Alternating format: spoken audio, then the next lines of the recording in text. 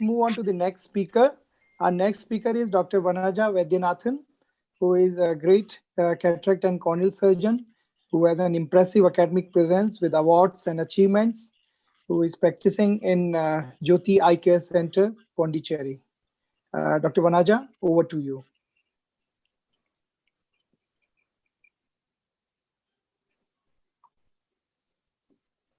We can't hear you, Dr. Vanaja. I would request all the speakers to stay on and not go for their lunch. Lunch is over. Lunch is over.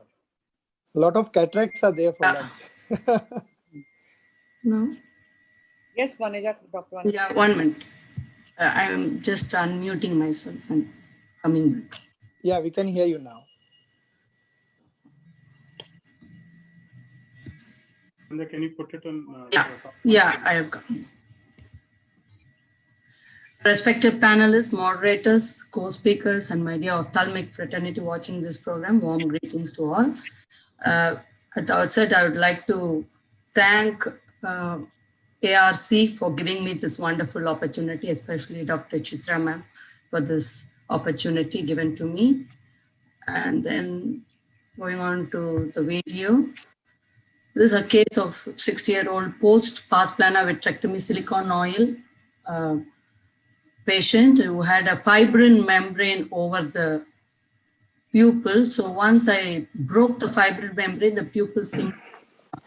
So I decided to go ahead with the capsulorhexis without any pupil expanders because I wasn't sure whether either the iris and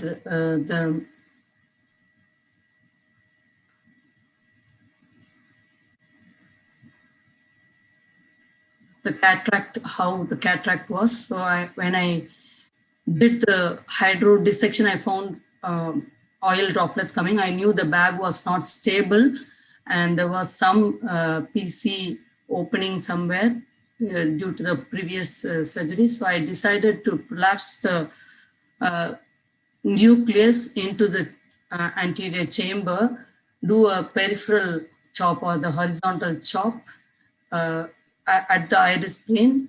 Since the nucleus was almost in the anterior chamber, I'm very careful to eat up pieces as I engage the pies. I come out, I put in some more dispersive viscoelastic,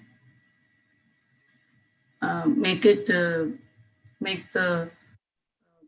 chamber deeper, and then I proceed and complete with the peripheral chop as I started, and I complete the case in the iris plane with deepened chamber with the viscoelastics. So I'm very careful with the chopper not to bring in the PC into the tip or the iris into the tip. And as I come out, I see the silicone oil droplets coming out and the bag is rolling up already. There are both nasal and PC openings, or rather the zonules have given way. So there is no nuclear material other than what I have just removed. It was totally, the lens itself was a nucleus. So I decided to do a scleral tunnel and put it in an iris claw lens. I make horizontal marks. And then I make sure that the enclaving is done exactly midway between the pupillary margin and the limbus, and same other side. So it's important that we do the enclaving at the midpoint of the iris so that you get a nice round pupil, and the wound can be sutured. I've given an 1X suture and I'm gluing the conjunctiva over with fibrin glue. I'm doing an inferior PI, infratemporal PI, and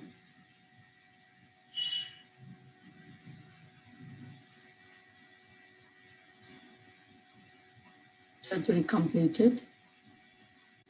Bimanual wash was already done, and not much of meddling because we don't want more silicone oil to come out, and surgery is completed. So the points here I would like to put forward is the horizontal chop, which would be very useful in not disturbing bag, which is already compromised. Iris plane phaco. When we do, we'll have to keep filling in with dispersive visco so that we don't damage the corneal endothelium. And then the iris claw IOL, how the iris claw IOL is inserted midway so that you get a round pupil, and the scleral tunnel is a better option than a clear corneal extension for a stable astigmatism. And then inferior PI is important.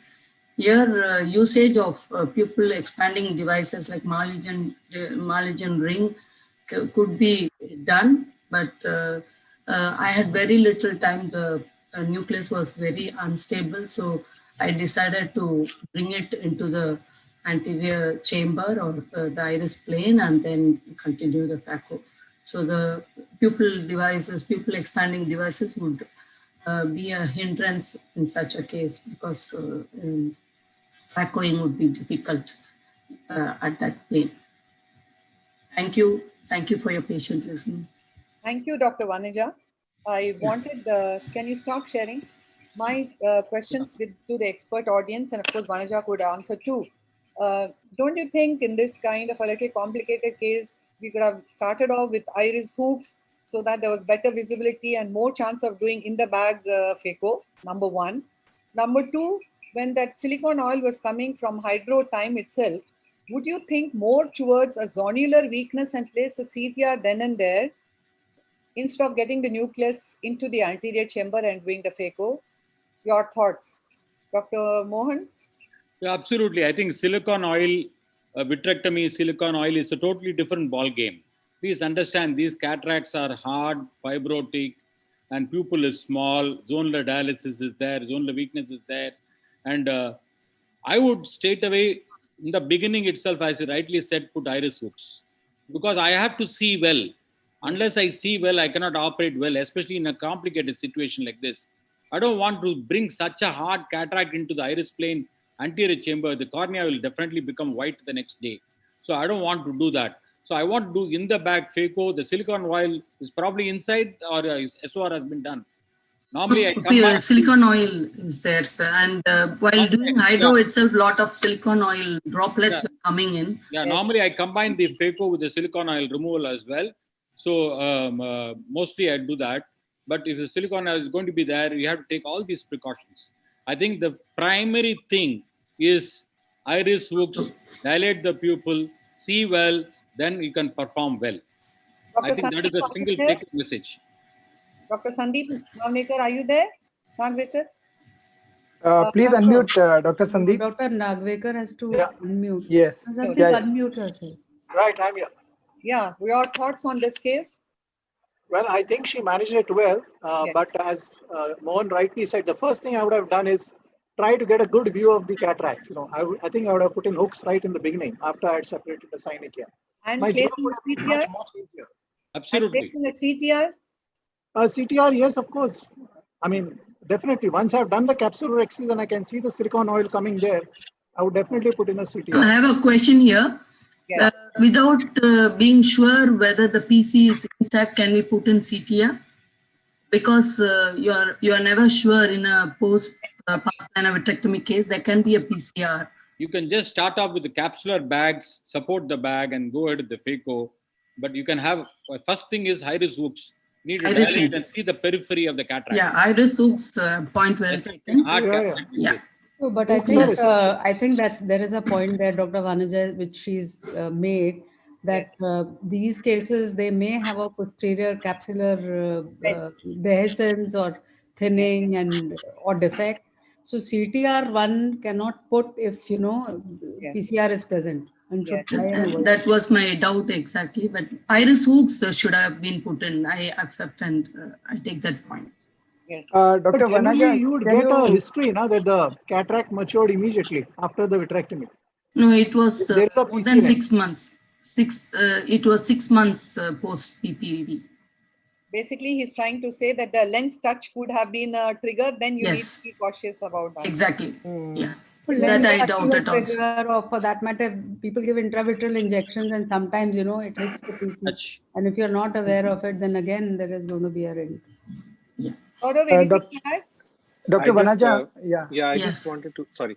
Okay. Yes, please go ahead, Dr. No, I was Yeah. just saying that, yes, I would have also, delayed the CTR as much as possible because there's a PC run. But if you must put it in a suspected CTR or the bag integrity is not known, you can just tie a 10-0 suture to the eyelet of the CTR and, Right. put it, you can still use it. And just in Hmm. case, it starts dislocating for some reason, you can just tug on it and it'll come out. So whenever in doubt Yeah. about the capsular bag integrity, you can just tie a 10-0 to the CTR eyelet. Yeah. That's Dr. a Vanaja, good point. briefly, can you Yes. tell us about the biometry in these cases, which are silicon-filled eye, for the benefit of the...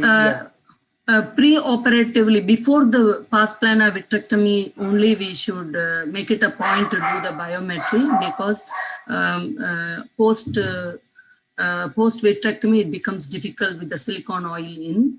That is one way. Taking the biometry value of the other eye could be another option. You could even enter IOL master. Silicon filled eyes in Yeah. Silicone IOL filled master. eye entry in IOL master, that okay. master silicon filled Yes. But the Yeah. important thing And- is to know whether the silicone oil will be removed later on or not.